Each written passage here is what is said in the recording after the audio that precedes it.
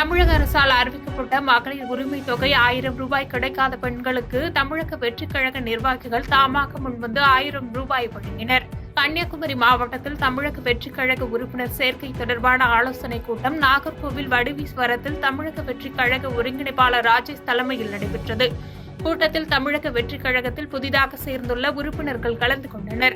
மேலும் தமிழக அரசால் மாதந்தோறும் வழங்கப்படும் 1000 ரூபாய் கிடைக்காத ஏழை பெண்களுக்கு தமிழக வெற்றிக் கழகம் சார்பில் 1000 ரூபாய் வழங்கப்பட்டது. இந்த பணம் மாதந்தோறும் வழங்கப்படும் என்றும் ஒருங்கிணைப்பாளர் ராஜேஷ் அறிவித்தார்.